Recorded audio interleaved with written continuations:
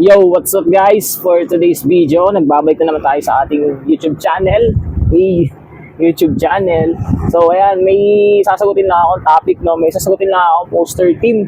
So ayun, yung team niya is yung yung sa Climatic. Ito yung team niya, no? Clima Quest Forecasting, no? Sa Clima Quest Forecasting. Si Arvin, no? Si Arvin.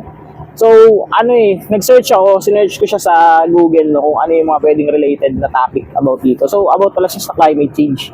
So, yun nga, yung mga weather forecast, yan, about sa mga iba't ibang disaster, ganyan, sa panahon, yung mga klima, ganyan.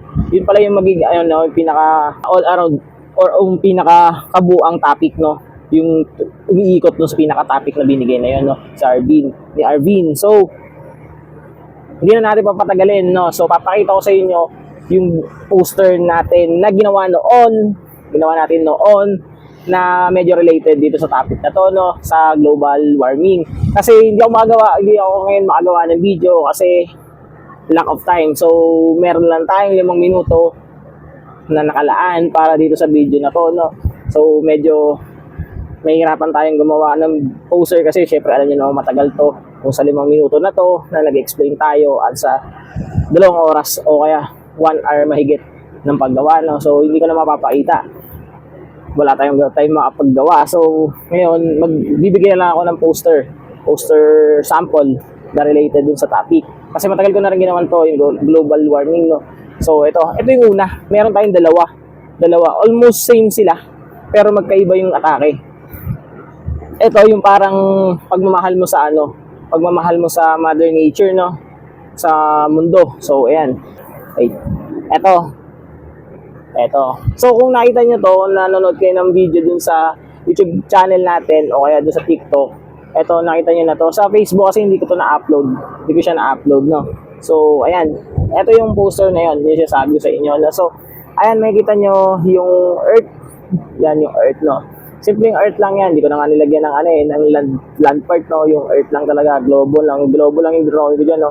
Tapos nakikita nyo yung babae, sumisimbolo dun sa babae, pagiging malinis, yan, kababaihan, yakap-yakap niya yung mundo, no. Ayan. Tapos ngayon, merong isang halaman, ayan, parang pinapakita mo na sa pagmamahal mo sa kalikasan, merong mga magandang maidudulot, no, may maibubunga siya. May mga pwede kang makuha. Ayan. So, ayan. Tapos, ito yung sa paligid niya. Ayan yung mga meron. Yung mga resources na pwede mo makuha. No? So, ayan yung mga lamang dagat. Ay, lamang dagat. Ayan. Tapos, yan yung mga prutas gulay na pwedeng kainin, mga masusustansya. Tapos, ngayon, naglagay ako ng bakod, no? Sa likod. Parang parang simbolo ng pagharang, no. So ano ba yung mga nagiging reason kung bakit nasisira yung yung kalikasan, no? Naglagay ako ng ayan yung mga building, ayan. Tapos sa likod naglagay na lang din ako ng words ng pollution, tapos improper waste disposal, ayan yung mga pwede, no. Ito madaling poster lang to na pwede mong gawin, pwede mong gayahin kung nasa sa'yo yan, kung gusto mong gayahin. Lagyan mo lang ng ibang atake, tsaka ibang art style. Yan. Pero yung pinaka-konsepto, gawin mo yan. Tapos ngayon, ito naman yung pangalawa. Ito yung pangalawang poster na dinrawing natin about sa global warming. So ayan, same concept din, no. Pero nilagyan ko lang mas maraming details. Yun nga, ito yung sa mga halamang gamot. Ayan, yung mga halaman, no. Ito yung Red Cross, tapos yung tubig, ayan, yung water droplets, ayan, may shield siya. So, yun yung mga kailangan mo pangalagaan, no. Pangalagaan. Tapos ngayon, ito naman yung process kung paano mo papangalagaan yung kalikasan. Okay? Ayan, di ba makikita nyo may kababaihan pa rin yung dinrawing ko, babae pa rin. Kasi syempre nga, mas tumutukoy sa ng kalikasan kapag babae. Ewan ko kung bakit hindi tatay ng kalikasan. Tapos ilang kalikasan yung ginamit, no. So, ayun. Ayan, makita nyo, may dala siyang yung pork, yung pang, ano, pang bukal ng lupa. Ito rin, no, meron din siya. Ayan, yung pang bukal ng lupa. No. Pero ito siguro parang, nung time na ginawa ko to, parang, alam ko, ginawa ko lang to kasi yung parang sa kalaykay, yung pang ganon, ng lupa. Ayan, yung ginawa ko. So yan, globo pa rin, may globo pa rin. Kasi nga, syempre, yung global warming is pang kalahatan. So, umiikot siya sa, yung topic na yun sa pang buong mundo. So, ayun, hindi siya pang bansaan lang, ganyan. Lahat yan, lahat apektado. Tapos, ayan, yun pa rin yung halaman, no? Nakita nyo. Tapos, syempre, pangangalagaan nga, di ba? So, kailangan yan, magdidilig ka. Napaka-importante niyan para ma-prevent yung mga pollution, no? Tapos, yung iba't ibang kalamidad, no? Tapos, dito naman, ayan, yung mga tubig. Ayan, di ba? Ayun yung nagiging sanhi. Kapag once na, ano, na, ayun nga, hindi na panatili yung pag-aalaga ng kalikasan, no? So, ayan. Di ba? Nagkakaroon ng baha. Ito nga, may shields to di ba? Ayun o. Pero nakatalikod na, hindi ko na nilagay doon. Bali, kasama rin niya dito Involved yan. Parang nakapaligid sa kanya yung mga shields. Ayun, nakikita niya. O, di ba? Puro babae din yung drawing ko dyan. Hindi ako naglagay ng lalaki. Tapos, ayan. Di ba? Yung radioactive, ayan, yung nagiging sanhi ng, ayun nga, ng pollution. Ayan, yung sunog. Karoon ng sunog. Ayan. Mga disaster, national disaster naman yung mga nasa likod. Baha. Ayan, yung pollution, tsaka yung mga sunog. Ayan. Actually, di ko na nga nalagay yung yung earthquake, no? Yung lindol. Tapos ayan nga yung mga usok, ayan, no? Naglagay lang ako ng background na usok. Kung mapapansin nyo, yung usok, hindi ko ginawang kulay gray, black, ganyan. Ginawa akong parang medyo darkish brown, no? Kasi nga, pollution, no? Madumi na. Ibig sabihin, madumi na siya, no? Tsaka para magamit ko, magmukhang dark na dark yung kulay, no?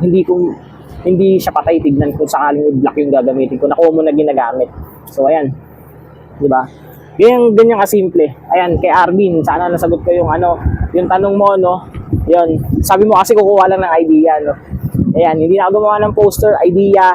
Ayan. Tapos next doon, pwede kang maglagay ng ng mga weather forecasting, no?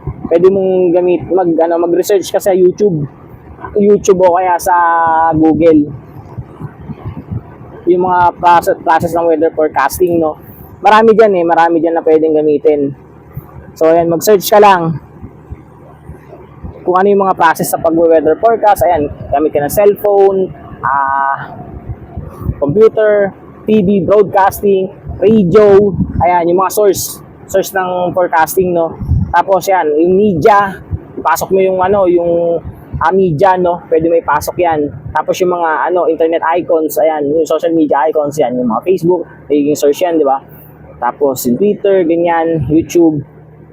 Tapos pwede ka rin maglagay ng mga tao na newscaster, reporter, ganyan. Kung ayaw mo nun, yung simbolismo, microphone, megaphone, yung beeper, ganyan. Pwede kang gumamit nun, telephone, ano pa ba yung pwede? So, ayun, tapos ano pa ba? Calendar. Pwede ka rin maglagay ng calendar, no? So, ayan. Yun yung mga simbolismo na pwede mong gamitin. Tapos, pwede ka rin maglagay ng mga symbol ng warning sign, yan. Tapos, yung safety measures, safety precaution, yun. Pari yung pito. Pwede mong ilagay yung pito. Ano pa ba? Flashlight, yan. Mga prevention, mga pang-prevent kung sakali, o yung mga safety, precautionary measures, no, na pwede mong gamitin, no. Ano pa ba yung mga pwedeng gamitin, guys? So, ayan, kailangan mag-iisip kayo, malawak yung pag-iisip nyo, no. Ano yung mga pwede nyong idagdag? Kasi si Google, napakalawak niyan. Isa siya sa madaling accessan, no, hanapan ng mga pwedeng bagay-bagay na magiging makakuha ng idea, no, about sa topic na drawing mo, no. Kunwari sa mga poster team yan. Pwede kayong tumingin ng mga poster sa iba, ganyan.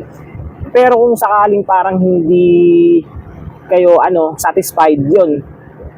Gumawa kayo ng sarili nyo. Yun yung the best way. Okay, mag-copyright, mag-plagiarize ng mga poster. Yun lang. Kung iinit ngayon yung topic ng plagiarism, please, being artist, magkaroon tayo ng credibility. Yun. Kailangan may sarili tayo, no? So, ayun lang. Arvin, sana nasagot ko yung katanungan mo, yung request mo, sana nasagot ko. At ayun lang yung maibibigay ko sa'yo. Hindi ako pro. Tandaan niyo yan, hindi ako pro. Nagsishare lang ako kasi ito yung hilig ko. Ito yung passion natin guys. So ayun lang, maraming salamat sa panonood. Subscribe mo ako pre. Thank you.